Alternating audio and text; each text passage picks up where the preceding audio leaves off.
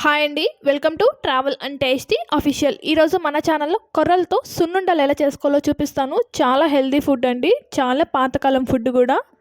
కొర్రల్లో iron అనేది అధికంగా ఉంటుందండి. చిన్న పిల్లల నుంచి పెద్దవాళ్ళ వరకు ఏ వయసు వాళ్ళైనా సరే రోజుకి ఒక్క లడ్డు తిన్నారంటే చాలా మంచి బలం. డయాబెటీస్ ఉన్న వాళ్ళు కూడా ఈ కొర్రలతో చేసిన సున్నుండలు హ్యాపీగా తినొచ్చండి. ఆరోగ్యానికి చాలా మంచిది. ముందుగా కడాయిలో 1 కప్పు వరకు పొట్టు మినపప్పును వేసుకోవాలి. మీ దగ్గర పొట్టు మినపప్పు లేకపోతే మామూలు మినపప్పు అయినా వేసుకోవచ్చండి.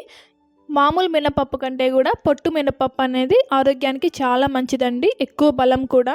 ఇలా పొట్టు మినపప్పుని లైట్గా ఎర్రగా వచ్చేంత వరకు కూడా బాగా ఫ్రై చేసుకోవాలి. ఫ్రై చేసుకున్న తర్వాత ఒక ప్లేట్లోకి తీసుకొని పక్కన పెట్టుకోవాలి. ఇప్పుడు అదే కడాయిలో 1 కప్పు వరకు కొర్రలు కూడా వేసుకోవాలి. కొర్రల్ని మీడియం ఫ్లేమ్లో 3 to 4 minutes ఫ్రై చేసుకుంటే సరిపోతుందండి. మరీ ఎక్కువసేపు ఫ్రై చేసినా సరే మనకి కొర్రలు అనేవి చేదొచ్చేస్తాయి. సో 3 to 4 minutes కలుపుతూనే బాగా ఫ్రై చేసుకోండి. ఇలా బాగా ఫ్రై అయిపోయిన తర్వాత లైట్గా గోల్డెన్ కలర్ వచ్చిన తర్వాత స్టవ్ ఆఫ్ చేసేసుకొని మినప్పప్పు కొర్రలు రెండు కూడా బాగా చల్లారిన తర్వాత మిక్సీ జార్లో వేసేసుకొని బాగా మెత్తగా గ్రైండ్ చేసుకోవాలి పౌడర్ లాగా.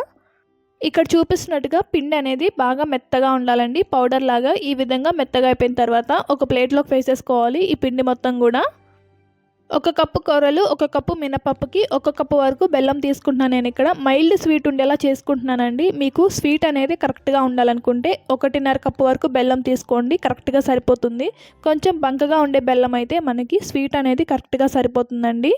నేను ఇక్కడ స్వీట్ అనేది చాలా తక్కువ ఉండేలాగా చేసుకుంటున్నాను. మీరు స్వీట్ అనేది బాగా తినే వాళ్ళైతే కరెక్ట్గా 1.5 కప్పు వేసుకోండి, మీకు స్వీట్ అనేది కరెక్ట్గా సరిపోతుంది. బెల్లం తురిమిన తర్వాత మిక్సీ జార్లో ముందుగా గ్రైండ్ చేసుకున్న పిండిని వేసేసుకొని మధ్యలో బెల్లం కూడా వేసేసి పైన కొంచెం పిండిని వేసేసి బాగా మెత్తగా గ్రైండ్ చేసుకోండి. బెల్లం అనేది పిండికి బాగా పడుతుంది. ఇలా గ్రైండ్ చేసుకున్న తర్వాత ఒక ప్లేట్లోకి వేసేసుకోవాలి. పిండి ప్లేట్లో వేసుకున్న తర్వాత కరిగించిన నెయ్యిని కూడా వేసుకుంటూ కొంచెం కొంచెంగా తీసుకుంటూ కలుపుకోవాలండి. పిండి అనేది మొత్తం ఒకేసారి కలిపేశారంటే నెయ్యిలో పిండి అనేది త్వరగా ఆరిపోతూ ఉంటుంది. ఇలా కొంచెం కొంచెంగా నెయ్యిని వేసుకుంటూ మనం సున్నుండలు చుట్టుకున్నామంటే పర్ఫెక్ట్గా వస్తాయి, పిండి కూడా ఆరిపోకుండా ఉంటుంది. ఈ కొర్రలు సున్నుండలు చేసుకోవడానికి మనకి కొంచెం నెయ్యి ఎక్కువే పడుతుందండి. నెయ్యి ఎక్కువ వేసుకుంటేనే సున్నుండలు బాగా వస్తాయి, టేస్ట్గా కూడా ఉంటాయి. నెయ్యి వేసుకొని బాగా కలిపేసి ఈ విధంగా లడ్డు ఎలా అయితే చుట్టుకుంటామో సున్నుండలు కూడా సేమ్ అలాగే అండి. చాలా ఈజీగా చేసుకోవచ్చు, ఎక్కువ కష్టం కూడా ఏమనిపించదు. చాలా హెల్దీ ఫుడ్ అండి. మీరు బెల్లం తీసుకునేటప్పుడు బంక బెల్లం కనుక తీసుకున్నారంటే సున్నుండలు చేసుకోవడం చాలా సింపుల్గా చేసుకోవచ్చండి. నెయ్యిని వేసుకుంటూ మీకు నచ్చిన సైజులో సున్నుండలు చేసుకుంటే పర్ఫెక్ట్గా కొర్రలు సున్నుండలు రెడీ అయిపోతాయండి. చాలా సింపుల్గా చేసుకోవచ్చు, ఎవరైనా సరే ఈజీగా చేసేయగలరు. మంచి హెల్తీ ఫుడ్ అండి. బయట స్నాక్స్ కంటే కూడా ఇలా ఇంట్లో చేసి పెడితే మంచి హెల్తీ ఫుడ్, చాలా మంచిదండి పిల్లల ఆరోగ్యానికి.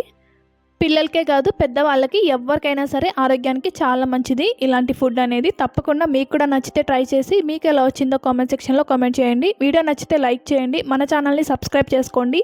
మీ ఫ్రెండ్స్ అండ్ ఫ్యామిలీ మెంబర్స్కి మన వీడియోస్ని షేర్ చేయండి. నోటిఫికేషన్ కోసం బెల్ ఐకాన్ని ఆన్ చేసుకోండి. Thank you so much.